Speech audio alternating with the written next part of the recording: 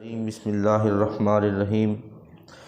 وَإِذْ قُلْتُمْ يَا مُوسَىٰ لَن نَّصْبِرَ عَلَىٰ طَعَامٍ وَاحِدٍ فَادْعُ لَنَا رَبَّكَ يُخْرِجْ لَنَا مِمَّا تُنبِتُ الْأَرْضُ مِن بَقْلِهَا وَقِثَّائِهَا وَفُومِهَا وَعَدَسِهَا وَبَصَلِهَا قَالَ أَتَسْتَبْدِلُونَ الَّذِي هُوَ أَدْنَىٰ بِالَّذِي هُوَ خَيْرٌ اهْبِطُوا مِصْرًا فَإِنَّ لَكُم مَّا سَأَلْتُمْ وَضُرِبَتْ عَلَيْهِمُ الذِّلَّةُ وَالْمَسْكَنَةُ وباءوا بغضب من الله ذلك بأنهم كانوا يكفرون بآيات الله ويقتلون النبيين بغير الحق ذلك بما عصوا وكانوا يهتدون۔ صدق اللہ العظیم۔ سورہ بقرہ آیت نمبر 61۔ اللہ رب العزت قرآن مجید فرقان حمید میں ارشاد فرما رہے ہیں، اے بنی اسرائیل یاد کرو وہ وقت جب تم نے موسیٰ علیہ السلام سے کہا کہ موسیٰ ہم ایک کھانے پر صبر نہیں کر سکتے، یعنی ہر وقت ہم ایک جیسا کھانا نہیں کھا سکتے۔ فَادْعُ لَنَا رَبَّكَ يُخْرِجْ لَنَا، تم اپنے رب سے دعا کرو کہ وہ ہمارے لیے نکالے مِمَّا تُنبِتُ الْأَرْضُ، جو زمین میں سے نکلتا ہے، مِن بَقْلِهَا، جو سبزیاں، وَقِثَّائِهَا اور ککڑی، وَفُومِهَا اور گندم، وَعَدَسِهَا اور مسور، وَبَصَلِهَا اور پیاز۔ قَالَ أَتَسْتَبْدِلُونَ الَّذِي هُوَ أَدْنَىٰ بِالَّذِي هُوَ خَيْرٌ، تو موسیٰ علیہ السلام نے تم سے کہا کیا تم اس چیز کی فرمائش کر رہے ہو جو ایک بہتر سے جو کمزور ہے، جو بدتر ہے، ایک اعلیٰ چیز کے بدلے میں تم ایک ہلکی سی چیز کا سوال کر رہے ہو۔ اِہْبِطُوا مِصْرًا فَإِنَّ لَكُم مَّا سَأَلْتُمْ، یہ تو تم کسی بھی گاؤں میں چلے جاؤ نا، کسی بھی شہر میں چلے جاؤ تو تمہیں وہ ساری چیزیں ملے گی جس کا تم سوال کر رہے ہو۔ وَضُرِبَتْ عَلَيْهِمُ الذِّلَّةُ وَالْمَسْكَنَةُ، تو اللہ رب العزت نے فرمایا ہم نے ان پر ذلت اور محتاجی کو مسلط کر دیا گیا۔ وَبَاءُوا بِغَضَبٍ مِّنَ اللَّهِ، اور وہ اللہ رب العزت کے غضب میں گرفتار ہو گئے۔ اب موسیٰ علیہ السلام وہ وقت جب مقام طیہ پہ، میدان طیہ میں وہ 40 سال رہے، اللہ رب العزت نے ان پر من و سلوہ اتارا، تو یہ جو فرمائش کر رہے ہیں کہ موسیٰ ہم ایک جیسا کھانا نہیں کھا سکتے، تو اس سے مراد یہ ہے کہ وہ کہتے ہیں کہ ہم من و سلوہ جو ہے نا، یہ اب کھا کھا کے ہم آگ گئے ہیں، ہم ایک کھانا نہیں کھا سکتے، ہمیں تو جو ہے نا وہ تم رب سے اپنے رب سے دعا کرو کہ جو زمین میں فصلیں اگتی ہیں نا، سبزیاں اگتی ہیں، ترکاری ککڑی ہے، پیاز ہے، وہ گندم ہے، ہم مسور کی دال ہے، ہم یہ چیزیں کھانا چاہتے ہیں، ہمیں یہ چیز یہ جو تم من و سلوہ ہمارے لیے اترتا نا، ہم یہ نہیں کھانا چاہتے۔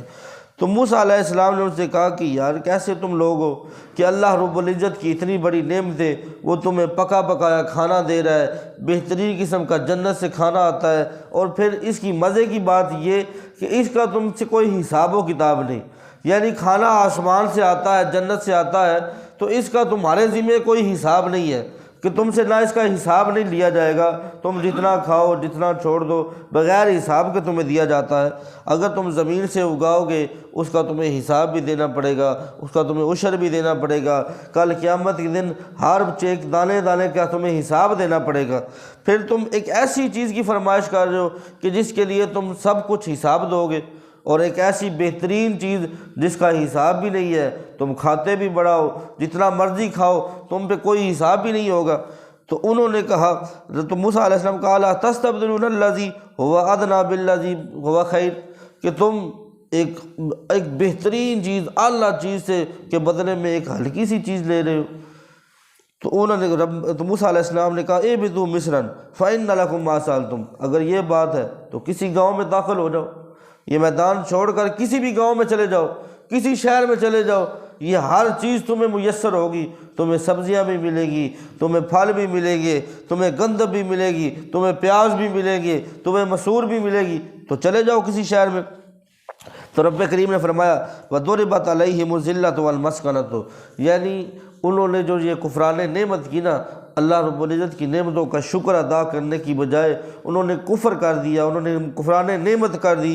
وہ اللہ رب العزت کی نعمتوں کا شکر ادا نہیں کیا، تو فرمایا اللہ رب العزت نے ان پر ذلت کو مسلط کر دیا کہ وہ اس دنیا میں بھی ذلیل ہوں گے، آخرت میں بھی ذلیل ہوں گے، والمسکنۃ، اور ان کو محتاج کر دیا گیا۔ فرمایا وباؤ بغضب من اللہ، اور وہ اللہ رب العزت کے غضب میں گرفتار ہو گئے۔ ذالک بانہم کانوا یکفرون بآیات اللہ،